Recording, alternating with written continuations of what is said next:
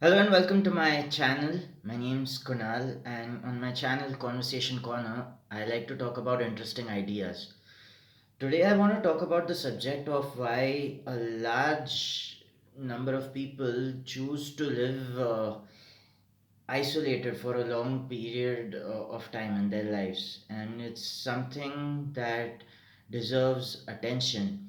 Now, the idea of staying by yourself for a long period of time and not socializing enough has its roots in this idea that always being too social and outgoing will cause you to forget who you are. Since you're always interacting with your environment, you're being influenced by it continuously, and you lose a sense of your inner voice.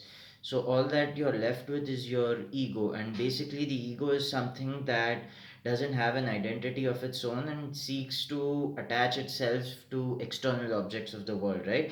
So you can say I am happy, or you can say I am sad, or you can say I am rich, or you can say I am poor. Basically conditions that don't define who you are, but nevertheless it is a way the world sees you.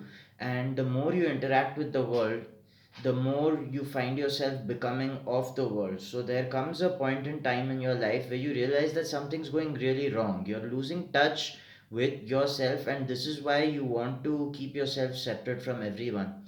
I think this is one of the first steps towards self realization that a lot of people go through, and if stretched beyond what is necessary, this can become really harmful. Because, in the true sense of how things really are, according to what we've been taught by wisdom literature, there is no difference between you and the world, since you and the world are essentially one and the same, right? What we call society is made up by a collection of thousands of individuals. Now, if you want to spend long periods of time in isolation to understand who you are or what your real self is, you're going to miss the mark, because a part of who we are is understood in the presence of other people. If you expose yourself to new environments and to new people, you will start understanding how new patterns of behavior emerge in you. You will understand aspects of yourself that you were absolutely unacquainted with. Now, the reason you don't want to do that is you've seen that so far in your life you've always been influenced by other people, which is why you want to keep a certain distance. But this is only a temporary solution.